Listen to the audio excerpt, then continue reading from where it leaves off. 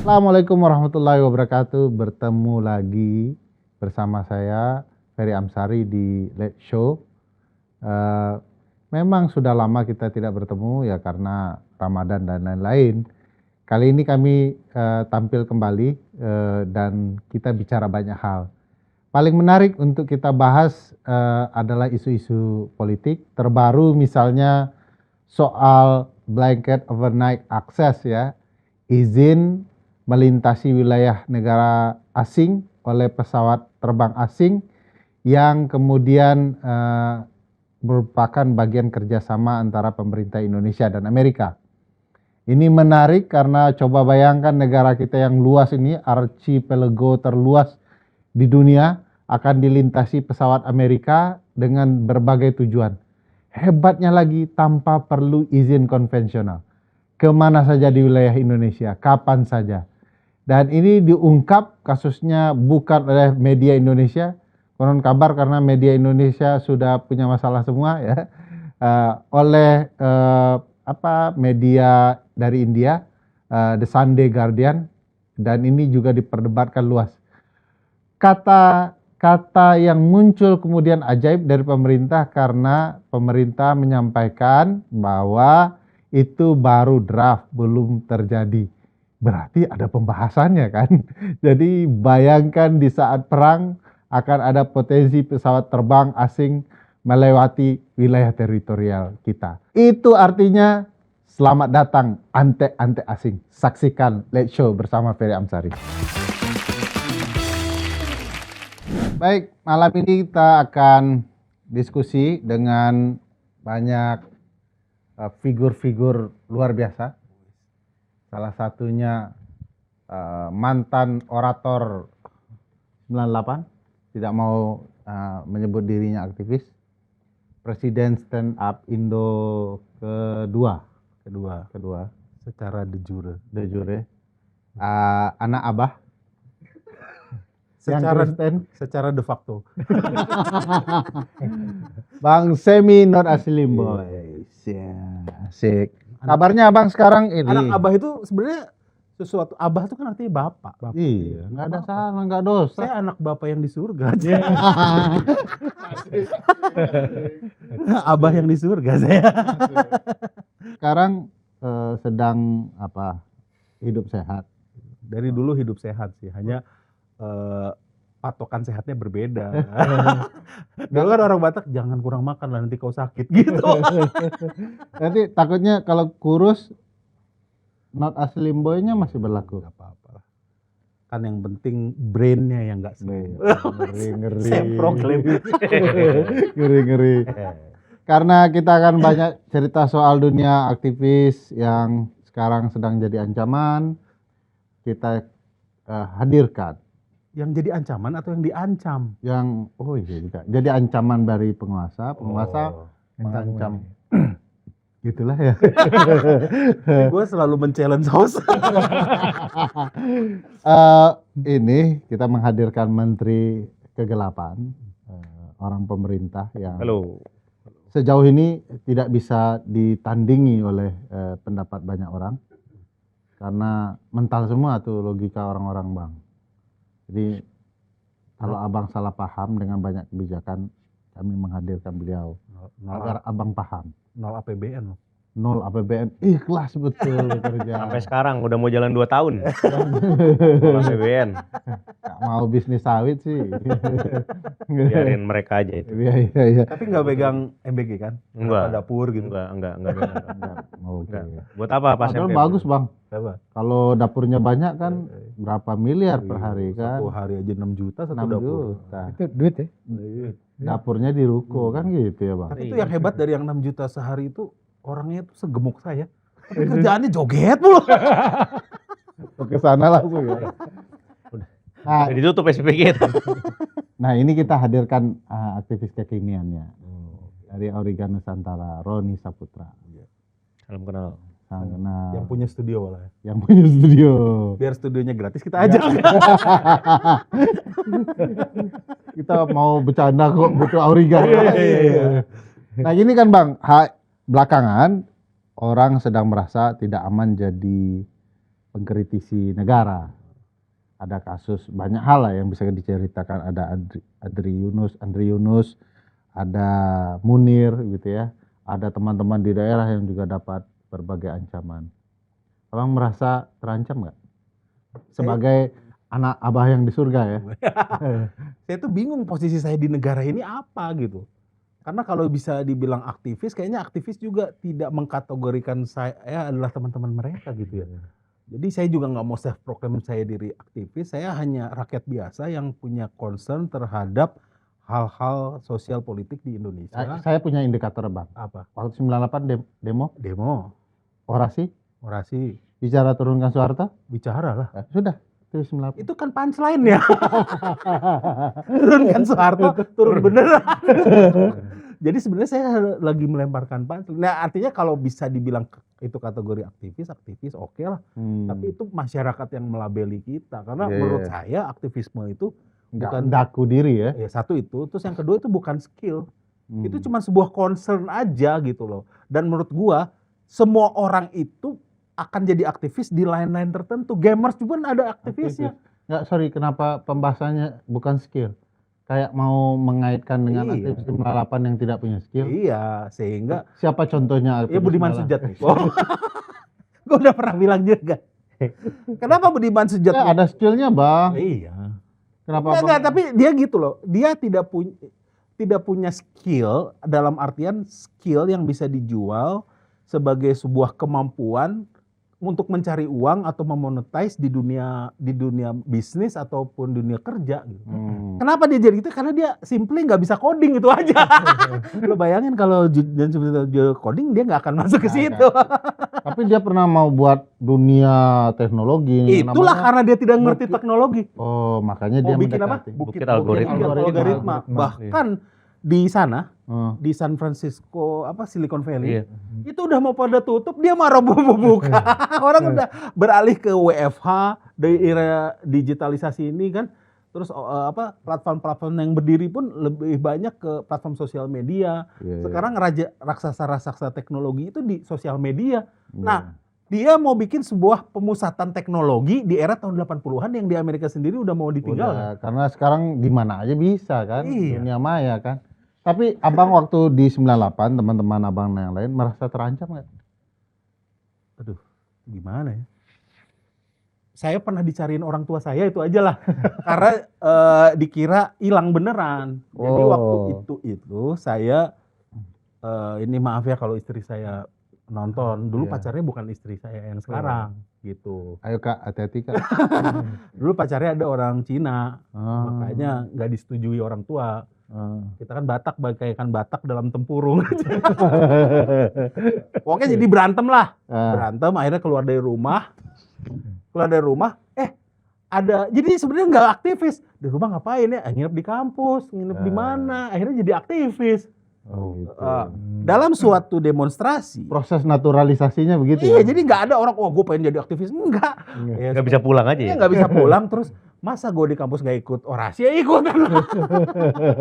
Jadi nginepnya di mana-mana, di rumah teman. Akhirnya dalam sebuah kesempatan orasi, ada teman saya, bukan teman lah, saudara, masih family, orang Batak semuanya family ya. Nonton saya sebagai orator. Orasi saya itu lucu. Pecah lah pokoknya gitu lah. Lebih pecah dari stand up komedian yang sekarang gitu. Saya udah bilang kan, Soeharto pakai punchline, Soeharto harus gantung, ganti. Lagi. Ngapain lu tega amat gantung? Nah, si anak ini adalah peserta demonstrasi. Pulanglah dia, cerita sama bapak saya, bangga dia. Bangga. Abang baru orasi, orang udah 3 bulan gak balik, orasi, ngeri gak orang tua gua? Wah ini jadi target gitu loh. Dicariin ke kampus. Dilarang? Bukan, gua lagi gak di kampus kan. Terus baliklah gua ke kampus, cocok kan. Lu dicariin bokap lu, orator katanya. Pulang katanya, ya anak bokap katanya gitu. Dah menurun lah ya? Menurun. Aktivis. Ya. Hebatnya di panggung orasi doang katanya. Dicariin bokap katanya. Tadi? Terus gue balik lah. Jangan cariin saya akan pokoknya setor muka. Habis kami takut lah. Iya. Nggak udah pulang berapa bulan tiba-tiba dengar kabar udah orasi aja di gedung kan takut dia. Wajar lah ketakutan itu. Jadi di tahun itu lagi. Iya. Jadi menurut gua sama yang seperti terjadi di Andre Yunus apa. Orang-orang yang lagi berorasi itu nggak pernah takut, Bang. Kayak Bang Ferry juga nggak pernah takut. Yang takut kan istri abang. Yang waktu Novel Bakmunin bilang, Anda menyamakan Panji dengan Ustadz, Anda ini penistaan. Ingat kan? Dia ngomong gitu kan? Masuk tuh ya. Iya kan? Dia tahu nggak ngejawabnya? Jawab. Silakan laporkan saya.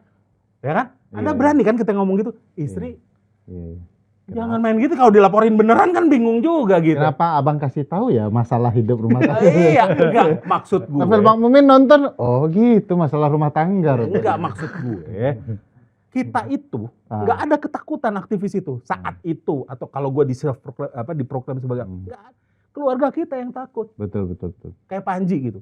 Ketika dia ngomong itu dan dijual ke Netflix, nggak takut ya gue kira. Tetapi setelahnya siapa yang repot? Iya. Dipanggil di anak si Ben tuh, siapa yang repot? Ya kan? Dipanggil kemana.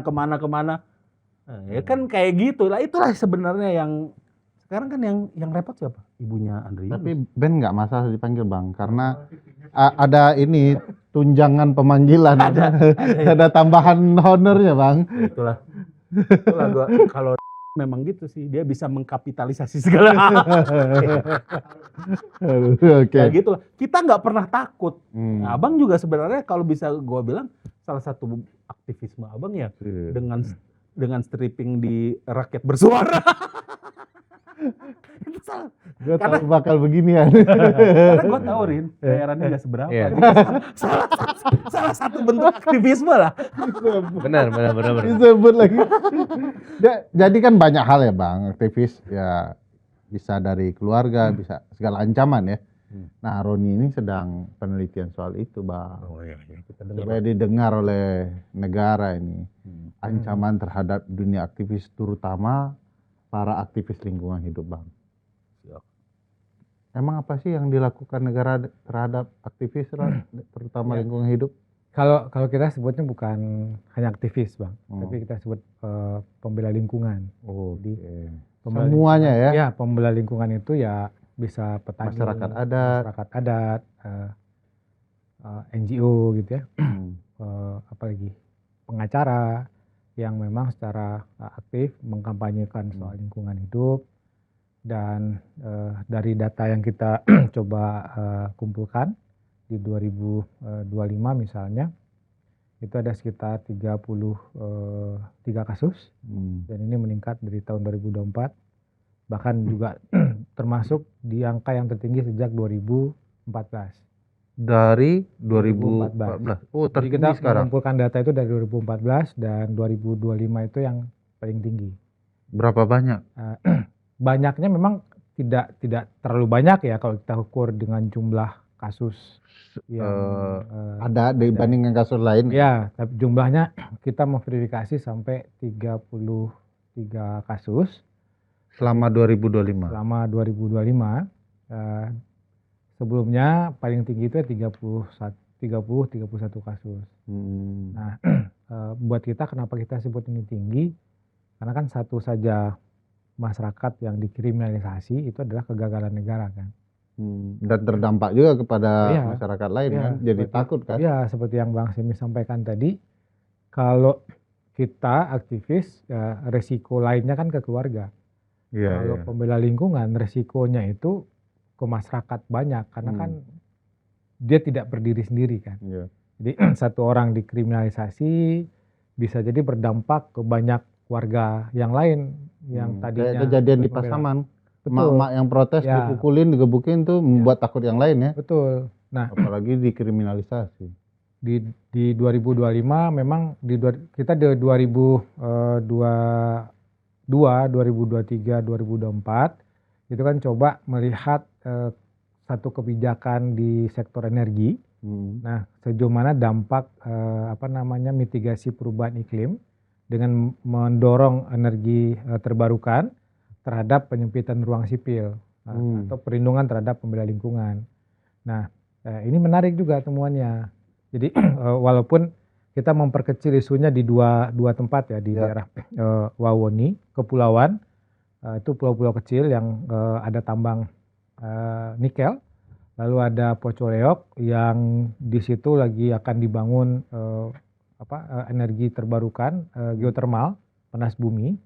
Nah, kita menemukan bahwa mulai dari proses perencanaan itu tidak melibatkan masyarakat. Kalau di Pocoleok itu kan masyarakat adat ya, itu tidak pernah dilibatkan. Dampak terhadap lingkungannya menurut masyarakat adat begitu besar. Ketika masyarakat adat menyuarakan penolakan, kemudian mereka ada yang dikriminalisasi, bahkan ada yang jadi korban penganiayaan dan lain-lain. Nah, sama juga kondisinya dengan Wawoni. Wawoni daerah mereka itu masuk kategori pulau-pulau kecil yang nggak boleh ditambang, itu clear di undang-undang disebutkan demikian, tetapi pemerintah tetap memberikan ruang kepada pengusaha korporasi untuk bisa melakukan usaha pertambangan. Nah, dengan memasukkan ke dalam kebijakan tata ruang RT/RW. Nah, jadi daerahnya itu daerah yang diperbolehkan untuk ditambang. Ini wilayah yang sama dengan kasus di Raja Ampat ya? Sama dengan kasus Raja Ampat. Nah, tapi di Wawoni itu kan memang menjadi wilayah yang ditempati oleh masyarakat dan mereka menggantungkan hidup di hasil perkebunan dan perikanan, nelayan. Jadi mereka menanam jambu mete, cengkeh dan lain-lain. Lalu ada panen ikan, hasil laut. Nah, dengan masuknya tambang, hasil panennya kemudian berkurang, dampak sosial yang lebih parah misalnya yang kita temukan itu, satu keluarga itu bisa pisah kakak, Bang Semi. Karena satu terima tambang, satu tolak tambang. Oh, musuhan. Jadi di perpecahan keluarga ini. Ya. Ditarik jadi konflik horizontal. Iya. Dan itu tidak hanya di Wawoni, kita pikir di daerah-daerah tambang atau ada industri-industri baru juga akan terjadi. Dan narasinya tuh selalu orang-orang yang menolak itu jadi anti pembangunan kan. Betul. Iya. Betul. Nah, tapi yang dilakukan biasanya kan bentuknya ancaman kayak Andri Yunus kan aktivis Islam. Ada yang dipukul seperti yang di Payakumbuh, ibu-ibu itu. Nah, sekarang kan berubah tuh dari ancaman-ancaman jadi menggunakan kekuatan hukum kan? Betul. Nah, kalau kita lihat ya, misalnya di Pocoleok itu masyarakat demonstrasi. Nah, lalu ada pancingan keributan. Kemudian yang demonya nanti dipanggil, dijadikan tersangka kasus pengerusakan dan macam-macam lah gitu ya. Lalu ada juga misalnya karena ada usaha tambang, ada undang-undang pertambangan Minerba. Itu juga melarang tuh ada usaha menghalang-halangi usaha tambang, ada demonstrasi di dekat perusahaan tambang, itu bisa dikenakan pasal itu. Mirip Agustus lah ya. Nah, demo-demo masuk gitu. Nah, ini gimana nih Pak Menteri? Ada orang yang menderita dari eranya Pak Semi sampai sekarang. Konsisten berarti. Jangan remehkan konsistensi pemerintah dari zaman Pak Sem sampai sekarang. Iya. Saya rasa juga pemerintah. Sekarang juga zaman saya enak aja. Ya betul juga ya. Masih zamannya Pak Sem. Dari emangnya gue udah presiden boleh berganti. Oh iya, tapi Pak Sem tetap sama. Bisa. Betul, konsisten juga, betul. Iya. Saya rasa sih memang pemerintah ini sebenarnya kan pemerintah tuh paham lah dengan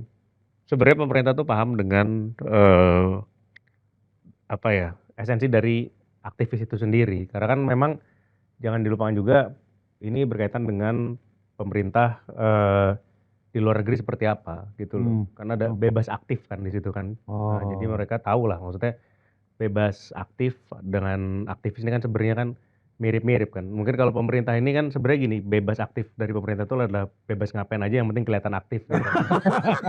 Jadi mereka merasa tuh aktivis ini adalah orang yang kok mau-maunya gitu loh. Bebas, terlalu aktifnya bebas.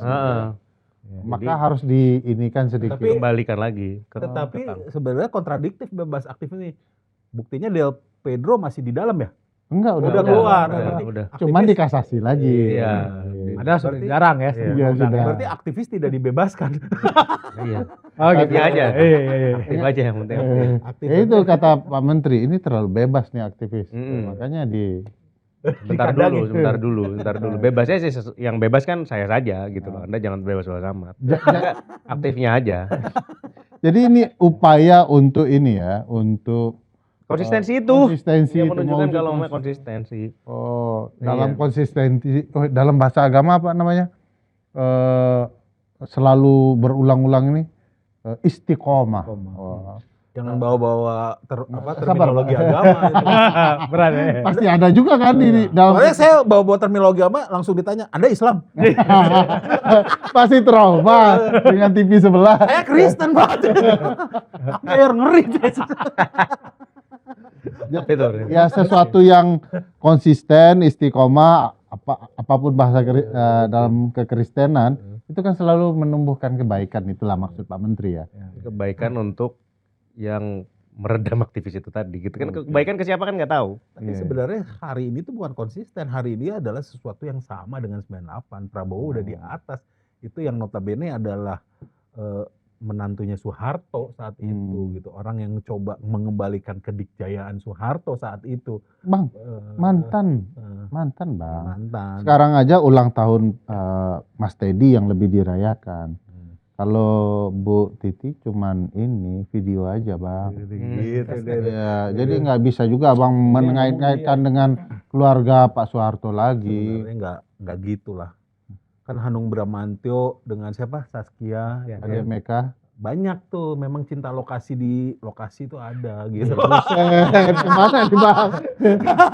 Ya misalnya Umum. Anang dengan Krisdayanti bikin Oh. lagu bareng Cinlok gitu. Iya. Susi Susanti dengan Alan Budi Kusuma main bulu tangkis bareng Cinlok. Oh. Nah, ini di panggung politik ada yang Cinlok juga gitu loh. Iya. Siapa maksudnya Prabowo dengan Titi? Gitu.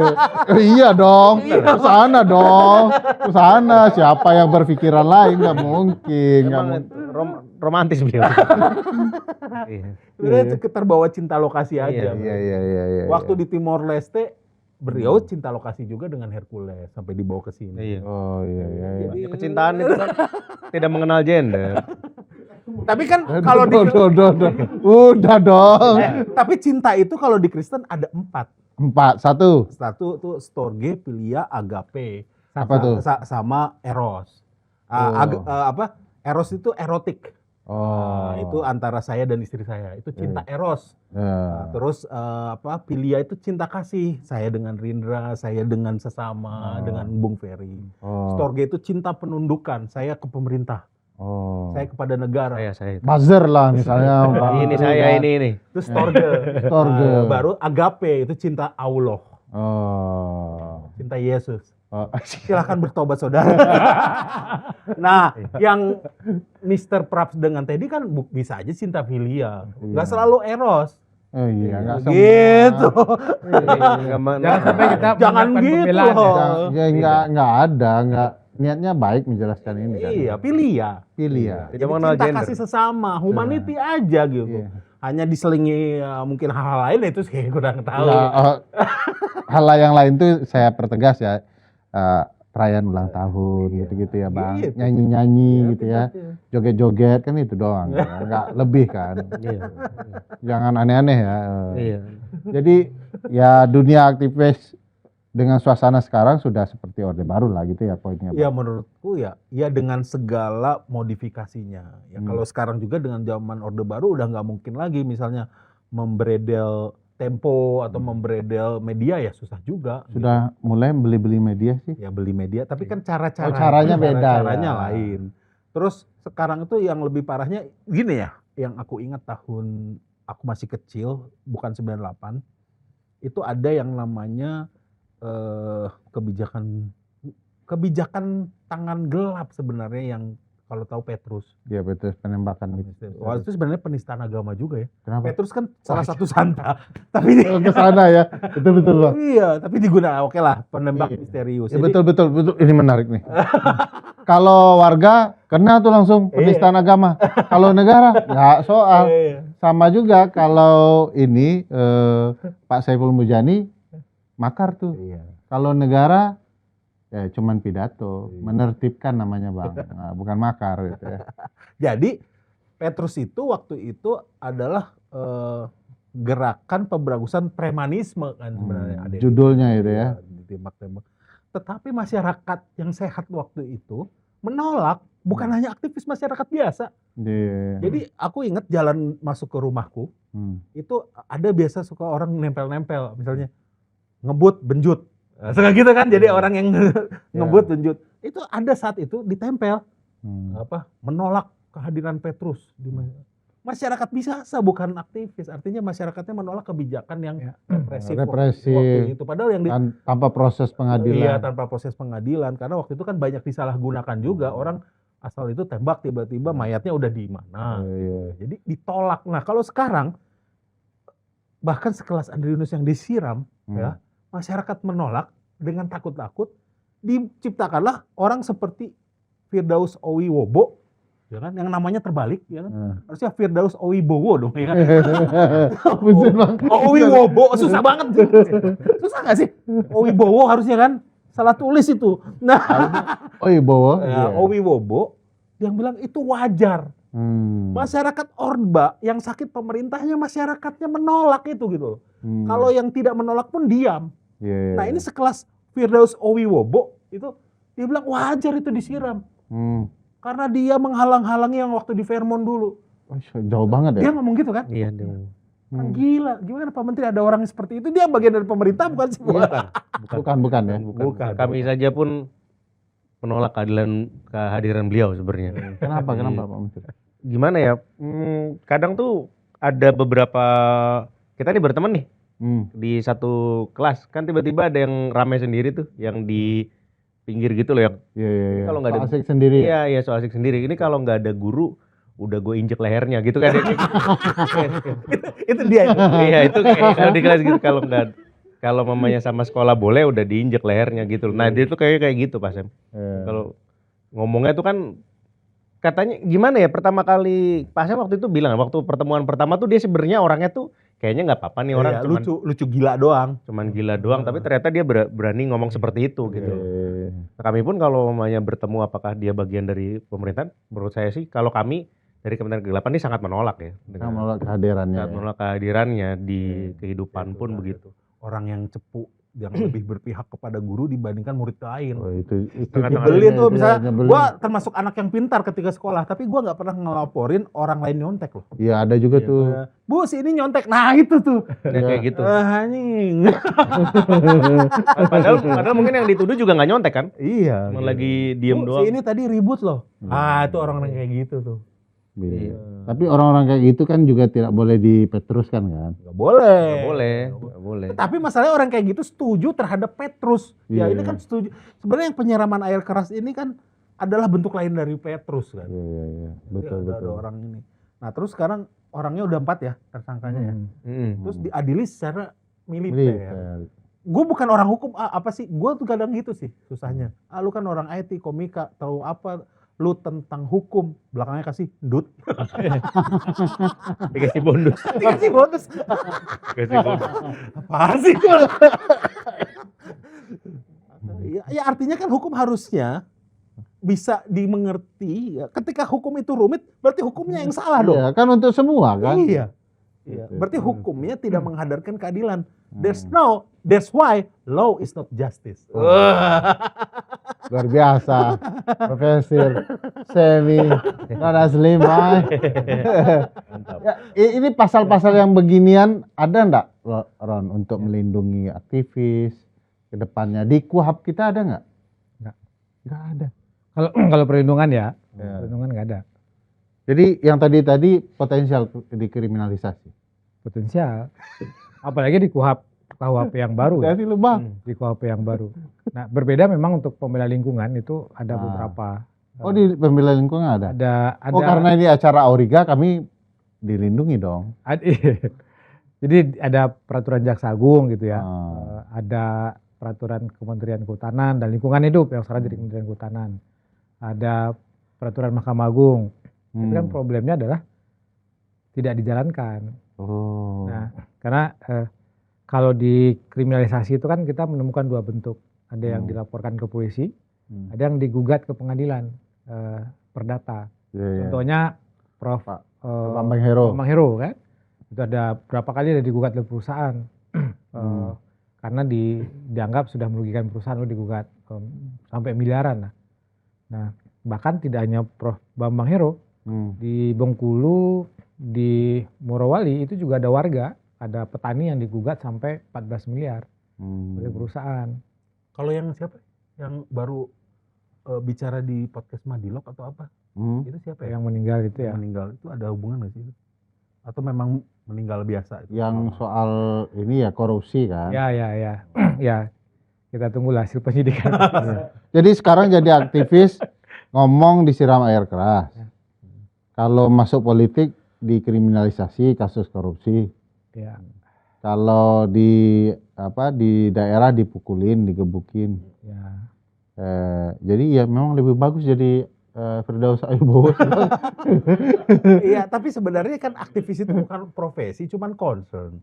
Ya kan, udah Ferry sendiri bukan aktivis, dia seorang pakar hukum dan dosen dan seorang artis stripping. Gua seorang CTO, programmer dan komika. Rindra Dana seorang business owner. Ya kan, menteri. Ya, dan menteri keagamaan. Ya, menciptakan agama baru lah pokoknya. Seorang menteri dan seorang business owner lah, ya kan. Istilahnya apa sih aktivis itu? Aktivis itu concern lain gitu, nggak pernah. Kalau kita lihat di Rusia, Garry Kasparov seorang pemain catur aktivis juga. Artinya ya memang bukan profesi gitu. Iya, utut main catur, politisi gitu ya. Jadi gimana Pak Menteri, nasib kita aktivis ini di tangan pemerintah memang akan dibiarkan atau memang ada upaya yang lebih rasional untuk menyelamatkan? Pemerintah tuh berusaha merangkul aktivis sebenarnya. Ya habis dirangkul dipukul. Jadi kayak rangkulnya gini nih kepalanya. Iya. Tapi kan dirangkul. Tapi yang benar-benar dirangkul. Ada yang benar-benar dirangkul ada. Itu mantan aktivis ya. Kan temannya banget? Bukan? Siapa? Yang dirangkul. Bukan temen, kenal aja. Budiman maksudnya. Dia pasti deh. Serangan utamanya pasti Mas Budiman. Tahu nggak ya, Mas Budiman? Ada 2 orang wamen sekarang pernah saya wawancara di podcast saya itu. Agus Jabo sama Faisal Reza. Oke, ya betul ya. Jadi podcast saya kalau abis diwawancara, di podcast Abang? gini loh, sama Dedi orang diwawancara masuk penjara kan? Ya kan, ada kan? Iya. Sama gua orang diwawancara jadi menteri. Berarti kalau Dedi cupu kata orang, dirimu orang negara, orang pemerintah ya. Iya, Itu sakti dari makanya nanti kalau gua dong. ya, kalau gua aktifin lagi podcast gua, datang siapa tahu lu abis itu jadi menteri. Iya. Soalnya saya kan udah kebetulan jadi menteri duluan nih. Pas bukti nyata juga ya. Iya, tapi kan pasien jadi menteri. Tapi kan lillahi ta'ala ya. Lillahi ta'ala. Jadi menteri lillahi ta'ala. Namanya Kementerian di Ruko, Ron. Iya, di Ruko. Dia tuh orang yang selalu disalahartikan, dianggap anak abah juga dia. Iya, Menteri kok anak abah. Gimana caranya ya? Tapi kan waktu itu dasar pengikut. Iya. Anak abah juga nih, dia juga disalahartikan anak abah. Tapi ada juga yang menyatakan dia memang Menteri Prabowo sebenarnya, Bang. Iya. Emang iya kan? Iya, benar. Yang itu benar kok. Yang itu benar. Pokoknya ya itulah maksudnya sekarang kalau pemerintah aktivis tadi kan ya betul sudah dirangkul. Iya. Makin dirangkul bisa dipukul atau makin dekat. Iya, makin dekat kan pilihannya dua. Saya rasa ya dia seperti kata Pak Asem tadi juga meneruskan ini aja, terinspirasi dari bapak mertuanya aja kelakuannya. Kelakuannya ya mirip. Iya, dia rasa dulu kan benar tuh, abis itu dia kan pergi pergi lama, abis itu baru pulang lagi. Dia kira mungkin masih seperti itu cara-caranya gitu loh. Iya. Tapi sebenarnya Pak Fer, saya pikir kalau di Andri kan di nasional ya, musuhnya tentara. Banyak yang ngawasin juga. Banyak yang ngawasin. Kalau di daerah itu musuhnya ada perusahaan, pemerintah daerah, polisi, tentara gitu. Banyak sekali musuhnya sebenarnya. Yang kasihan kita itu adalah mereka ini melakukan kita sebut perjuangan untuk memastikan keberlanjutan lingkungan. Iya. Ya kan? Oh, ini beradu keberlanjutan sebenarnya. Ya. Tetapi kemudian yang ada apa? Yang didapatkan itu ya dikriminalisasi gitu kan. Nah ini yang kita mestinya juga tanya ke Pak Menteri. Iya, Pak Menteri apa yang beradu maksudnya kalau Andri Yunus oke lah, kita bukan membenarkan apa yang terjadi pada dia, tetapi semua orang mikroskopnya ke sana. Ya. Dan kita tahu semua sehingga dengar-dengar nih Pak Gibran pun pengen datang karena isunya ya seseksi itu. Nah, yang aktivis di daerah-daerah ini ya mungkin ya kurang dari perhatian. Padahal sama-sama punya hak mereka untuk dilindungi kan ya. Iya. Nah, ini apa persaingan apa tadi Pak Menteri? Keberlanjutan. Apa yang satu diberlanjutkan? Ya, satu perjuangannya dan satu kebutuhannya gitu kan, keberlanjutan. Keberlanjutan memang, dan waktu di daerah memang kalau saya dengar ceritanya tuh memang pemerintah daerah tuh juga lebih aktif ya dalam meredam aktivisme ini kan sebenarnya. Ya saya rasa sih itu gimana ya, memang kembali ke, terutama kan dia bekerja sama dengan program reboisasi dari Pak Prabowo itu loh, yang makin banyak penghijauan bersenjata itu. Jadi ini hijau juga. Iya, kan yang di kasus Andri bukan hijau royo-royo ya. Kasus Andri itu kan faktanya memang ada yang hijau-hijau kan. Program penghijauan ini memang di daerah-daerah ada nggak? Nah, di daerah sampai 2025 yang kita data itu memang tidak begitu besar yang hijau royo-royo ini kan. Lebih banyak memang dari coklat, karena kan pintu masuk untuk kriminalisasi kan memang dari kepolisian. Kan. Orang lapor, perusahaan lapor, nanti dipanggil, nah lalu dilakukan proses penangkapan, nanti ditahan, gitu, sampai proses persidangan di pengadilan. Jadi harusnya kedua institusi ini nggak melakukan itulah ya. Ya, kalau kita merujuk ke tadi yang perlindungan itu dari Mahkamah Agung, dari Kementerian Kehutanan, dari Kejaksaan Agung, nah itu kan sebenarnya sudah clear. Bentuk perlindungannya seperti apa, sudah dijelaskan. Jaksa sebagai pengendali perkara, ketika ada perkara terkait dengan lingkungan, dia mesti memeriksa terlebih dahulu. Kalau misalnya perkara yang terkait dengan slab, nah maka dia harus diberikan petunjuk. Dijelasin dong sama kita. Terkait dengan menghalang-halangi orang untuk menyampaikan pendapat, perlindungan terhadap partisipasi terhadap publik gitu ya. Nah ini bisa dihentikan kasusnya. Jadi jaksa boleh kasih petunjuk ke polisi supaya perkaranya dihentikan. Yaitu mengkriminalisasi orang untuk menghentikan tindakan dia dalam perjuangannya, Bang. Jadi sekarang ada gagasan untuk mencegah agar orang tidak mudah dikriminalisasi karena aktivitasnya, Bang. Nah kalau di zaman Soeharto nggak ada tuh, semua bisa masuk kan, besok pagi bisa subversif ya.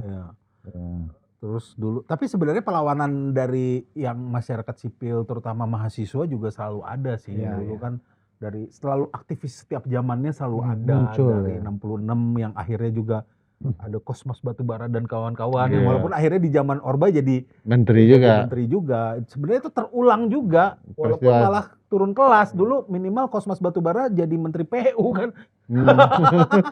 Kosmas Batubara menteri Depnaker atau kalau nggak salah atau pekerjaan umum. Artinya yang ini kalau sekarang cuma kepala badan doang gitu atau wamen, maksudnya turun, harusnya minta yang lebih gitu loh. Jadi jelas gitu ngasih makannya yang gitu. Yang lebihnya kira-kira kepala BGN gitu loh harusnya. Kepala BGN ya? Iya gitu loh. Makmur ya? Itu sarjana apa tuh Bang? Serangga. Dari IPB ya? Sebenarnya ilmunya juga dibutuhkan kan sebenarnya. Dibutuhkan akhirnya diarahkan ke MBG mau dikasih makan serangga kan waktu itu. Karena katanya dipertimbangkan proteinnya bagus. Proteinnya bagus, Bang. Saya setuju kok, tapi setidaknya dia contohin dulu lah. Jadi acara Fear Factor. Fear Factor. Oh iya ya. Untuk MBG itu dites dulu menunya. Ya semacam Fear Factor itu ya, datang, dia akan menikmati sanggup atau enggak ya. Ya tapi kan itu masuknya adalah kuliner ekstrim ya. Artinya kan nggak semua orang bisa lah untuk melakukan itu. Di Thailand memang dimakan, tapi kan itu kuliner ekstrim dan orang nggak, artinya itu jadi menu anak sekolah. Orang datang ke pasar kuliner ekstrim ya datang ya nggak apa-apa. Bukan pula di sono. Ada nih abis steak ini kita saya sama Pak Sem ke Labang yuk gitu kan. Ada. Sop kaki paling gitu ya. Kan orang-orang gila aja sebenarnya mau kuliner, kecoa juga dimakan tapi kan. Tapi saking ekstrimnya kan kemarin lele mentah sama tahu mentah. Iya. Itu kalau dipadu padankan pun nggak enak Bang. B-nya ternyata berenang. Ya, tapi kalau soal aktivis daerah tadi sebenarnya kan riak-riaknya selalu ada dari daerah, bahkan yang udah go nasional, contoh yang di Pati ya. Oh iya. Pati itu kan sebenarnya riak-riaknya di daerah, penolakannya di daerah. Di luar itu akhirnya bisa dinetralisir, tapi ada gitu. Walaupun akhirnya si aktivis yang Patinya sendiri di lobby ya. Di lobby Kemarin dan baru ditinju. berubah. Baru Kemarin main bertinju sepi. KO dia. KO dia. Ya. Tapi kan ada redaman itu bahkan terhadap dilakukan oleh, yang saya sayangkan adalah dilakukan oleh public figure juga. Jadi ini yang saya bilang ya, waktu itu siapa, Coki Anwar ya, kan orang Pati itu. Dia balik ke sana, dia sebenarnya orang yang mendukung gerakan itu. Tiba-tiba kenapa Coki yang stand up komedian yang serius itu ya? Yang itulah pokoknya personanya. Tiba-tiba Raffi Ahmad terus si Desta datang ke sana gitu. Ya saya bisa mencurigai ini diutus oleh istana atau gimana untuk meredam gitu kan. Ya saya boleh curiga aja, menyimpulkan aja kan. Nanti buat apa dia ke situ gitu. Iya, apa tujuannya? Apa tujuannya? Akhirnya gerakannya mentah lagi. Jadi sebenarnya ini kan gerakan masyarakat sipil yang waktu ngerinya ini dibanding 98 yang terjadi Agustus kemarin. 98 itu 4 meninggal, habis itu terjadi reformasi. Penjarahan, ada perkosaan massal dan sebagainya yang mengerikan gitu. Dan Soeharto jatuh. Kemarin tuh berapa belas ya? Kemarin banyak sekali. Ya yang meninggal ya. Gerakannya udah luar biasa. Dolar udah jadi 17.000 hari ini. Iya. Tapi ketika ditanya, pokoknya ada anjir kan sebenarnya. Kenapa nadanya gimana? Nggak tahu. Kayak gitu maksud gue. Ini lebih. Tapi nggak tahu juga kalau dibandingkan ya. Kalau dulu tuh jelas nih sampai Soeharto turun nih. Sampai Soeharto turun. Ini sekarang tapi ada yang abang tidak ketahui dan itu tegas dari Pak Menteri Kegelapan. 17.000 itu belum seberapa, itu bukan tujuan bang. Tujuannya akan sampai Agustus bang. Berapa rupiah di 17.845. Nah, 17.845 itu ditargetkan bang, bukan untuk Merdeka. Itu. Jadi 17.000 belum bang, nanti Agustus akan sampai. Kan ini mengerikan juga sih. Iya. Karena dulu naik ke 5.000 dari 2.500 ke udah ngamuk. Udah santai, jadi nggak tahu kenapa sih kita. Karena Pak Purbaya bagus bang. Apa? Bagus. Bagus apanya? Pokoknya ngelesnya. Ya anak ITB nggak semuanya bagus sih. Ngacau. Tapi nanti kan Pak Prabowo menjanjikan dolar itu bisa sampai 5.000 katanya. Turun tuh. Ini kayaknya ngomong di awal-awal kayaknya dia akan 5.000 gitu. Jelas orang yang ngerti ekonomi. Karena tapi kan 5.000 setelah redenominasi pasti. Bawa sampai 500.000 dulu. Gila itu. Baru ya? Baru 5.000 nih gitu. Gue sih ngeri nanti jadinya kayak Turki di tahun berapa yang kita bayar taksi itu 2 juta gitu kan. Beli TV. Tapi sekarang udah terjadi TV yang OLED itu udah 17 juta, ya kan 20 juta, ngerti sebenarnya. TV iya kan yang OLED segituan ya? Ya kalau yang teknologi paling barunya ya segitu. Iya, ya artinya kan sebenarnya udah sekarang harga HP juga kayaknya 10 juta ke atas itu udah yang mid range. Ya. Iya sih. Iya kayak gitu. 30 juta kayak dulu kan iPhone termahal aja masih 12, 13 sekarang. Bisa 30 ya. Iya. Ini iPhone nih 20 juta. Kalau nanti ada Fold berapa? 50. Wah ya. Mending beli motor listrik 50 juta mah. Benar. Tapi Ron, kalau mau disampaikan pesan ya, apa yang mau diharapkan? Kebetulan kan ada Bung Menteri ya. Negara lakukan agar aktivis tidak dikriminalisasi, tidak ada upaya-upaya pembungkaman aktivis. Bang Semi mah enak, serius-serius bercanda. Kalau ada yang mau nangkap bilang, bercanda kok ditangkap. Tapi kan kalau masyarakat tertindas di bawah itu kan nggak mungkin juga mereka bercanda kepada pengusaha kebun sawit kan. Jadi apa pesan yang mau disampaikan? Sebenarnya gini Bang Ferry, pemerintah dan pengusaha kan tinggal mengikuti prosedur yang diatur ya. Kalau misalnya bicara soal pengembangan usaha, anggaplah energi terbarukan, geotermal gitu, itu kan tinggal melakukan tindakan concern ke masyarakat. Masyarakat setuju atau enggak? Ketika masyarakat tidak setuju, ya udah cari tempat lain. Kan harusnya. Jadi ada konsep FPIC yang mesti dilakukan. Yang kedua, ketika daerah itu dilarang untuk ditambang, ada usaha, maka jangan paksakan usahanya ada di situ. Hmm. Nah, sehingga perlawanan dari masyarakat kan jadi tidak terjadi. Nah, tapi kan sekarang proses itu kan dipaksakan. Iya. Kenapa? Karena investornya udah masuk. Kepentingan investasi. Iya, iya, iya. Nah, menariknya Bang, dua hal ini baik yang di Pocoleok dan di Wawoni itu kan untuk energi terbarukan, mobil listrik. Jadi Nikel ya? Apa? ya kalau Nikel, tanah jarang ya, gitu-gitu ya. di Wawoni itu nikel. Nikel. Nah, kalau untuk nambang nikel, kalau nikel untuk dijadikan mobil listrik, kan nanti dia butuh listrik juga. Ya. Nah, listriknya jadi panas bumi yang terbarukan, menggantikan fosil kan. Nah, tapi yang menjadi kasihannya itu misalnya di Pocoleok itu listrik itu baru masuk dan mereka nikmati tahun 2021. Nah, padahal proyeknya udah dari 2016 sudah mulai masuk. Kenapa? Karena tidak digunakan untuk kepentingan masyarakatnya, tapi untuk dibawa keluar. Ya, jadi sebenarnya kalau dibilang daerah-daerah yang menjadi pemilik atau sumber daya itu diekstraksi, malah biasanya daerah-daerah itu nggak maju gitu. Iya. Iya, makin miskin kan. Iya. Ya sama juga di global kan kita tahu apa ya, Sierra Leone. Kan penghasil, tapi orang-orang malah konfliknya di Kalau orangnya maju, terdidik dan lain-lain, ya nggak mau mereka daerahnya dihancurkan, Bang. Jadi memang pembodohan terencana lah, Bang. Ya kan mobil listriknya di Jakarta. Jakarta. Bukan di daerah mereka. Ya, yang punya Hyundai dan lain-lain gitu ya. merasa bersalah juga. Ya. Saya nggak Jual aja deh. Iya. Tapi kan di sisi tertentu ada positifnya. Tapi yang dipermasalahkan dampaknya bagi masyarakat. Saya sih cuma menghindari genap ganjil doang sebenarnya. Ini terakhir pesan Pak Menteri, apa yang kita bisa lakukan agar pemerintah sadar? Masih berharap pemerintah sadar sih, saya respect sama udah Ferry sih. saya sih saya selalu gini, yang saya perlu sadarkan itu kan masyarakat, bukan pemerintah. Bukan pemerintah ya. Bahwa inilah pemerintah ya. Anda terima Iya, ini. Anda terima, atau nggak sadar, rakyat sadar, pemerintah tidak akan sadar gitu. Iya. Jadi terima atau gulingkan. Kalau berani lo. Kalau berani. Iya. Kan kita nggak berani ya, Bang. Iya. Enggak, tapi kan cara menggulingkan pemerintah ada beberapa cara. Ah, ya kan? Satu revolusi kayak tapi kan lu bukan Che Guevara gitu loh. Oke. Jadi ya salah satu caranya adalah pemilu yang 2029. 2029 ya, yang kata Pak Prabowo kalau nggak senang dengan saya, Bertarung dong. lawan saya di Iya. 2029. Tapi masalahnya dia punya bansos, kita nggak punya. Kita punya Itulah ya, kita berdoa aja.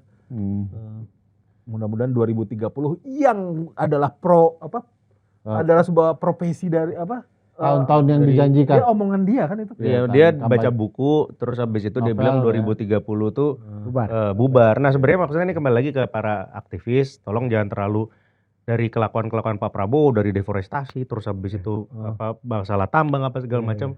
Katanya 2030 tuh beliau bilang 2030 akan bubar kan. Jadi jangan terlalu benci Pak Prabowo karena ini adalah upaya beliau yang sedang menepati janji.